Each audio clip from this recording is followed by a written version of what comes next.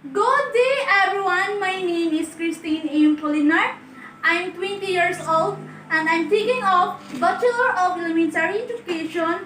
For today's teaching demonstration is intended for grade 6 students. Please stand up for our prayer. Okay, Cherry, lead the prayer. In the name of the Father, the Son, the Holy Spirit.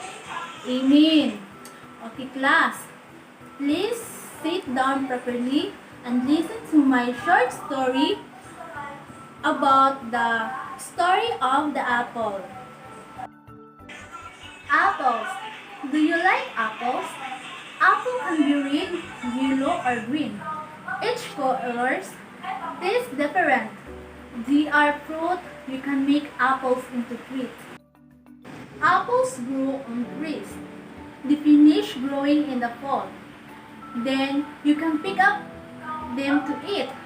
When you pick an apple, you twice and then pull it off the tree. There are 5 parts of an apple. The outside is the skin, the inside is flesh, there are seeds inside of the apple.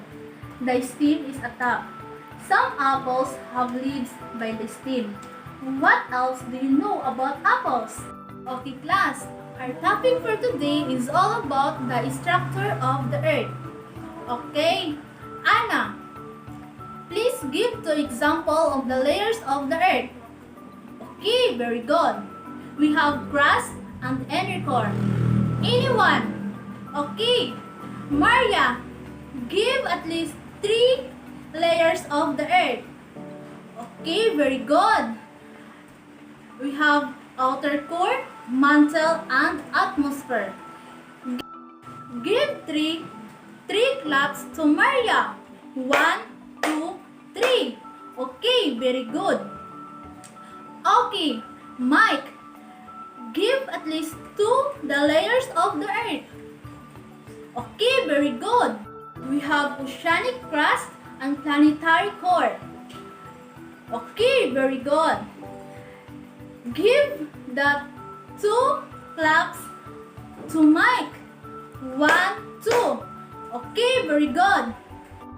Class, those are the layers of the earth. We have crust, inner core, mantle, outer core, lithosphere, atmosphere, oceanic crust, planetary core. Okay, class, what is crust? Crust is like its most buoyant rock layer. Continental crust covers 41% of the Earth's surface. Truth, a quarter of that area is under the ocean. The continental crust is 20 to 80 kilometers thick. Its rocks hold 4 billion years of Earth's history. And the second, what is the inner core? The inner core is a hot, dense ball of mostly iron. It has radius of about 1,220 kilometers, 758 miles. Temperature in the inner core is about 5,200 Celsius, 9,392 Fahrenheit. The pressure is nearly 3.6 million atmosphere. Let's proceed to what is mantle of the earth? The mantle is the mostly solid bulk of earth inner. The mantle lies between earth's dense, superheated core and its thin outer layer, the crust. The mantle is about 2,900 kilometers, 1,802 miles thick and make up a whopping 84% of Earth's total volume. And the next, what is Earth's outer core? The outer core is the third layer of the Earth.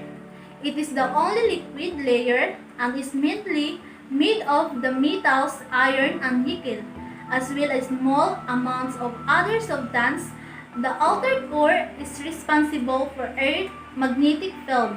As Earth spins on its axis, the iron inside the liquid outer core moves around. What is atmosphere?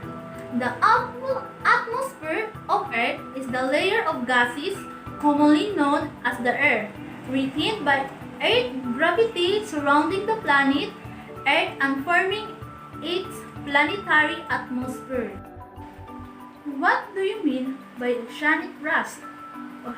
Oceanic crust is the outermost solid layer of the lithosphere, tectonic planets under the ocean that covers much of the Earth's surface. What is planetary core?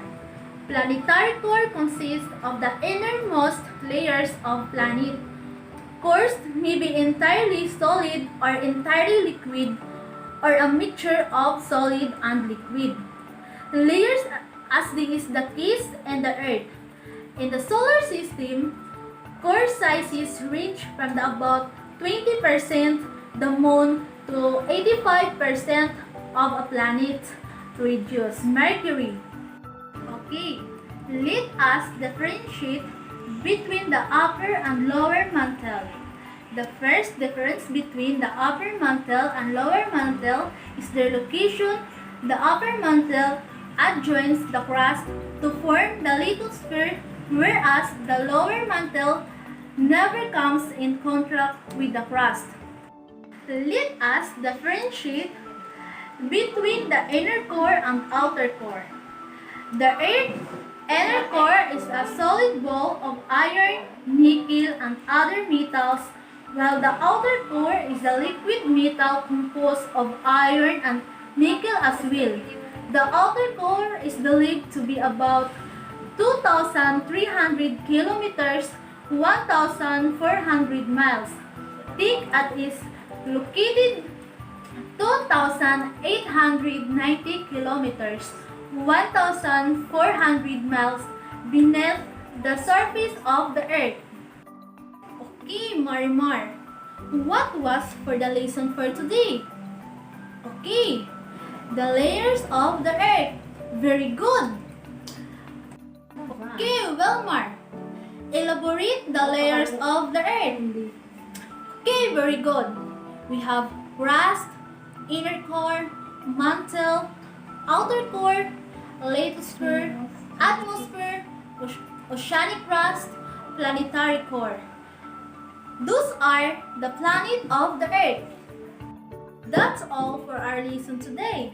For your assessment, I will group by 3 and each group must list every problem's approval. And your assignment, bring a pre-cut styrofoam ball that resembles the Earth. Bring a styro or poster print, newspaper, and paintbrush. Please stand up. Goodbye, everyone.